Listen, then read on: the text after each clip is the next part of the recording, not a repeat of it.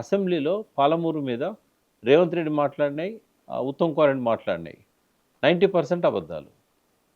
ప్రజలను తప్పుదారి పట్టించేటి, వాస్తవాలకు విరుద్ధమైనవి. అజ్ఞానులు కదా ప్రజలు నీళ్ళ మీద.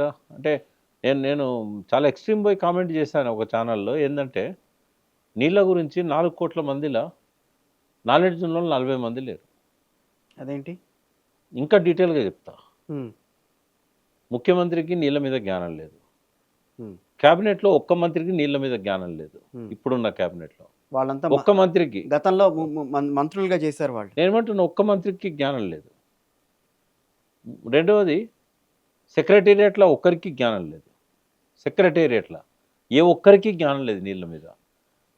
తర్వాత ఎమ్మెల్యేలు అసెంబ్లీలో కూర్చున్నారు కదా, ఉద్యమ కాలంలో టీఆర్ఎస్లో ఉండి పనిచేసిన ఒక 4-5 తప్పితే కాంగ్రెస్ ఎమ్మెల్యేలకు జ్ఞానం లేదు, ఆ స్పీకర్కు లేదు, ఆ కౌన్సిల్ చైర్మన్కు లేదు, కౌన్సిల్లో ఉన్న సభ్యులకు లేదు, ఎవరికి లేదు. ఈ 40 మందిలో వాళ్ళు ఎవరు లేరు. జ్ఞానం ఉన్న 40 మందిలో కేవలం కొంతమంది ఇంజనీర్లు, కొంతమంది మాలాంటి వాళ్ళు ఎవరైతే రీసెర్చ్ చేసి డక్కాముకి 25 ఏళ్ళ నుంచి స్టడీ చేస్తున్నాం వాటర్ మీద. మాలాంటి వాళ్ళు కొంతమంది, ఇప్పుడు ఇందాక తెలకపల్లి గారు వచ్చారు, కొంతమంది ఎవరైతే రెగ్యులర్గా మీడియాకు పోతూ కొంత దీని మీద నాలెడ్జ్ పెంచుకోవాలి.